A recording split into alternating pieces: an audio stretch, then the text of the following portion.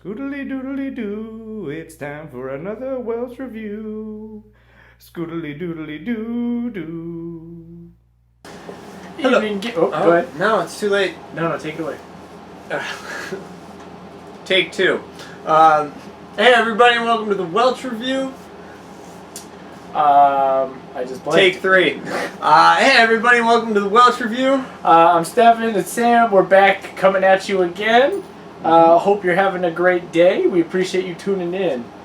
Today we are talking about sort of the new Saw movie. It's a new Saw movie. It's a new Saw movie. It's just called Spiral, and instead of like a puppet, it looks like the Dreamcast symbol.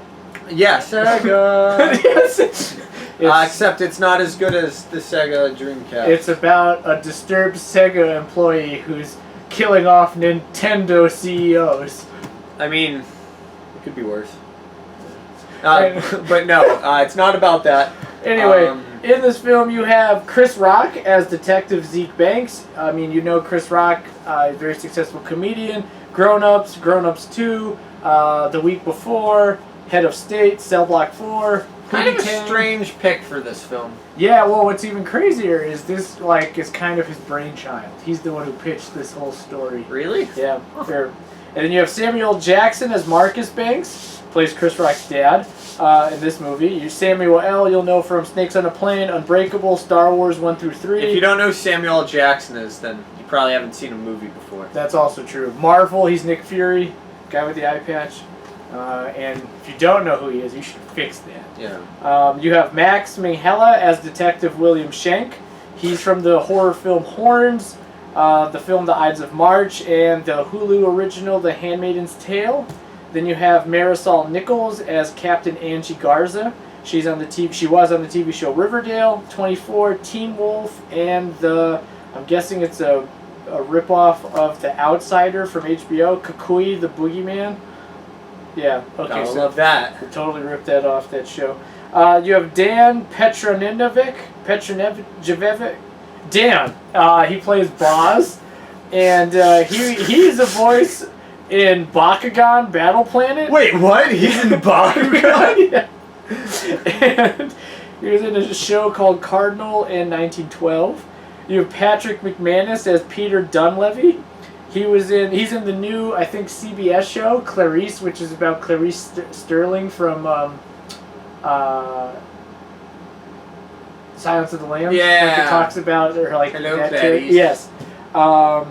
He's on the Netflix show And with an E, and then the Hallmark show, The Good Witch. That was Ooh. Yeah, and then you have Richard Zeppariri as Detective Fitch.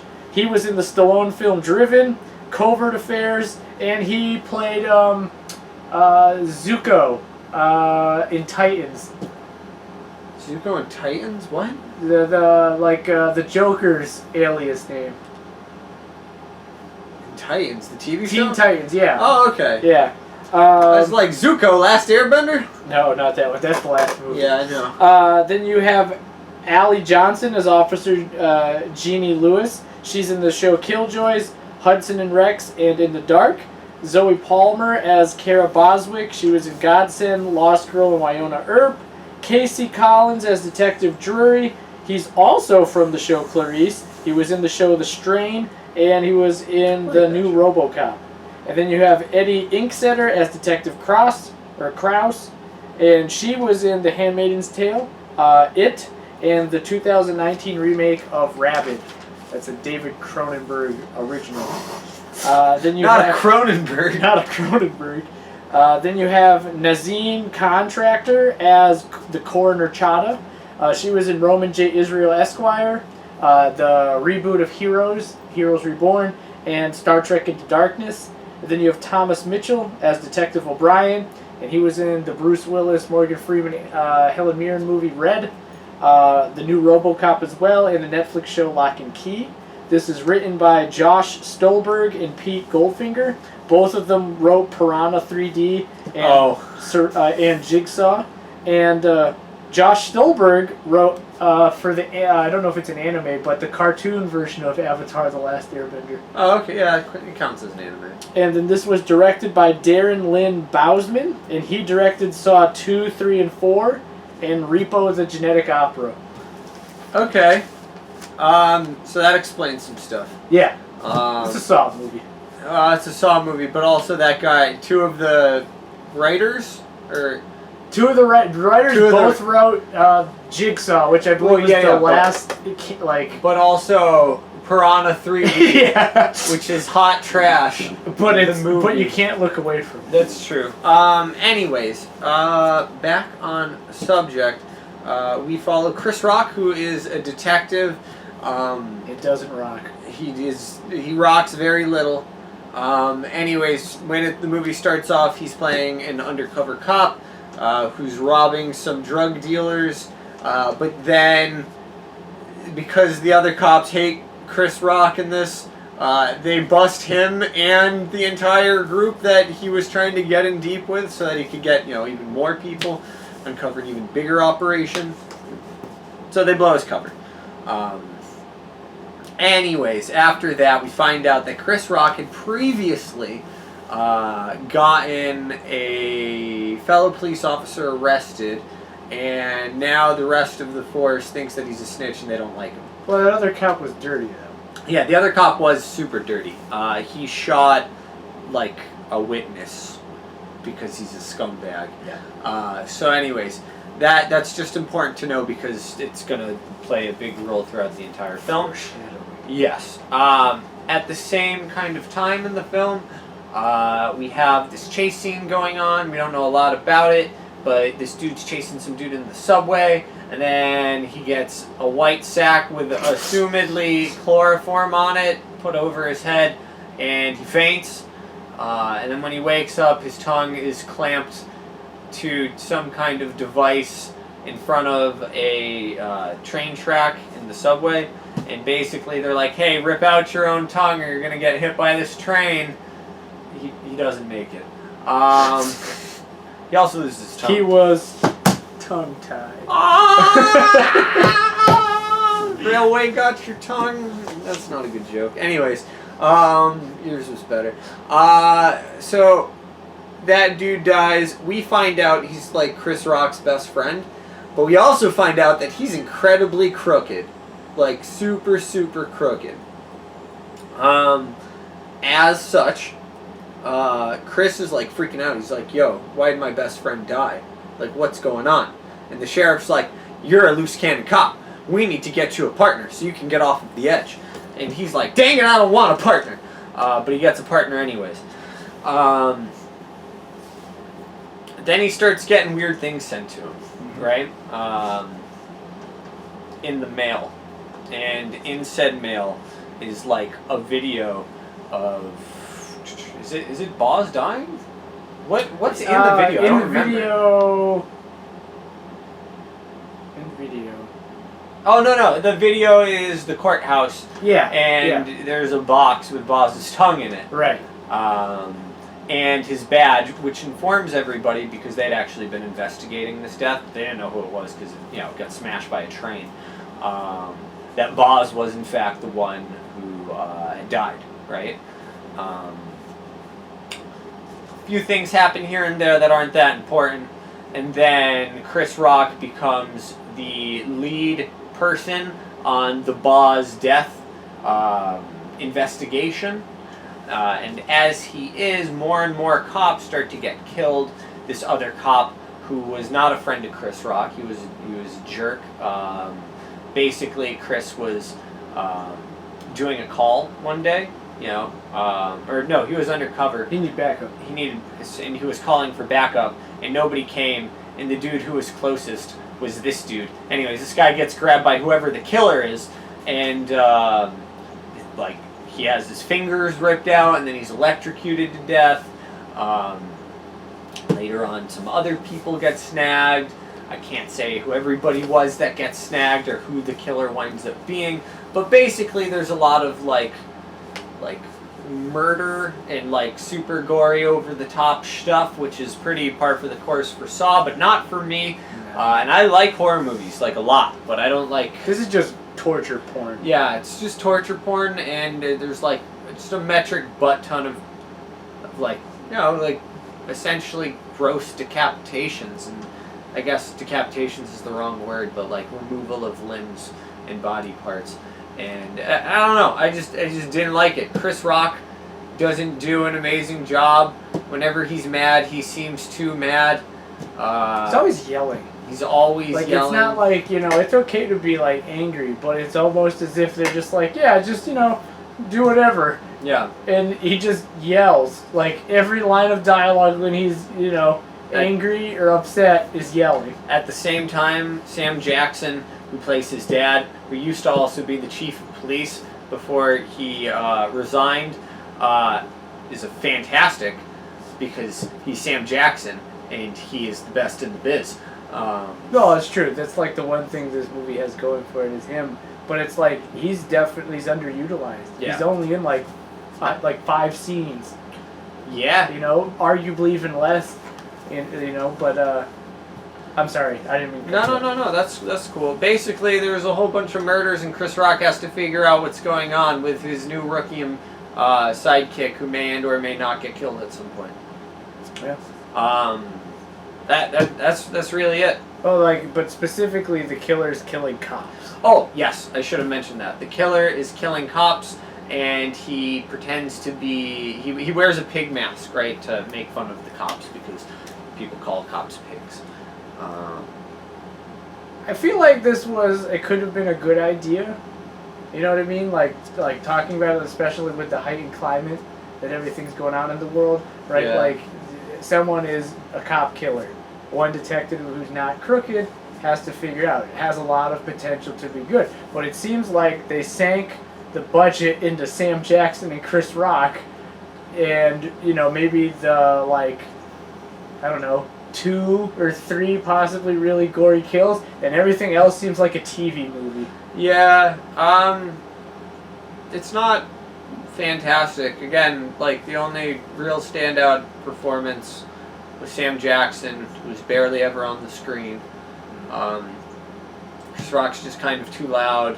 His sidekick is kind of good at acting. I liked him. And the director, like the police chief, was fine.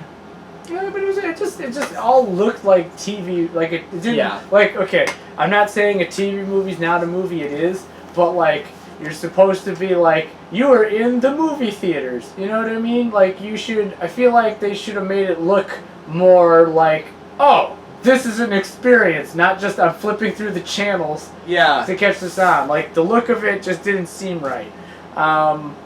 And there's, like, I guess I'm speechless with some of this, but like obviously the Saw voice, right? Like, you want to play a game, right? Like, that's a bad imitation of it. But like, oh, okay, like, it's slightly spooky. The voice that they had for this killer was not. Yeah, the other thing is we aren't like big Saw people. Like, so I'm sure there's going to be people who really, really love this film, especially because of the nostalgia from the previous films. And, you know, there's a lot of Saw films. So if you're a big Saw person, this is probably going to be something that you like. But a lot of it just, like, didn't really land for me. Also, how is everyone getting caught with just a towel or a sheet? Yeah, it was kind of dumb. The other thing is, and I don't know if this is true for most of the Saw films, is that pretty much everybody in this film who was getting tortured immediately decided, like, hey, I'm going to take the painful way out, right? Like, the dude who was losing his fingers was like, all right, they're going. You know, that way he doesn't get electrocuted to death. But even though he still ripped off his own fingers, he managed to get electrocuted to death anyways.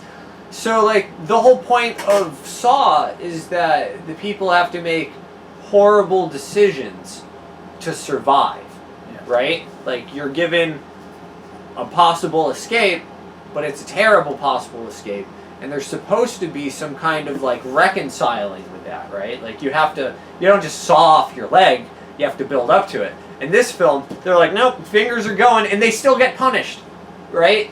So like, there's no build-up, it's just straight to gore. Or even if there's no build-up, there's no payout, right? Like you're doing the thing that they're asking you to do, and just, there's gore and you die anyways. I guess there's one person who like doesn't do what they ask, like just one. All the other people, I'm pretty sure, do what they ask. Yeah, no, you're right. So, yeah, I don't know. I feel like that portion of the Saw films isn't really done at all, you know? And I think that's kind of a shame. I think that's one of the big parts of the Saw killer himself, right? Is that there's redemption, even if it's going to cost you an arm and a leg, literally. No, I agree with that. I think the idea that was brought to the table for this is a cool one, right? I think they would have had more success if they tried to emulate more of like Seven. Okay. Like more of that type of tone than just like, oh, people are used to like this Saw formula. Let's just chip away at that, simplify that, and just go right into like, you know. The other thing is like the killer does not try at all to like, and by does not try at all, I mean like he leaves the biggest clues of all time everywhere, all the time, right? Like he's like, oh, what's that? You're having trouble figuring out who I am? Maybe I'll mail you something to help you find it. You don't know who this guy is? I'll just mail something to you to let you know who this guy is. Like, the killer is not really hiding. No. Like, he's... In fact, the investigation is like a faux investigation. Most of it is being, like, just given to them. They don't really actually have to do any work. Yeah. They just are given, like, hints and clues left and right. So it's more like, thing happens, Chris Rock screams. Other thing happens, Chris Rock screams some more. Other thing happens, where's my dad? Yeah, and then in between there, the killer is like mailing him clues and notes and stuff. You know, like I don't know. Like the whole detective angle, which is what we're given 90% of the time, just doesn't seem relevant when they're not really being detectives. Yeah, they're just no, you're right, because every time we're in the cop area, we're just listening to Chris Rock scream and looking at people do nothing. Yeah. You know, so again, had a cool idea. They didn't exactly hit a home run. Like Sam said, if you're a fan of the Saw franchise, you're definitely going to want to check this out. I know I was a fan of the first Saw that James Wan did. I thought that was really well done. So I wanted to check this out and see how Chris Rock, especially when I heard Chris Rock was the one who, kind of was the mastermind behind it. Won't be for everyone. So hopefully you dig it. And if it's not your cup of tea, then don't bother watching it. There are plenty of other horror franchises to get into. Yeah, you're not missing out.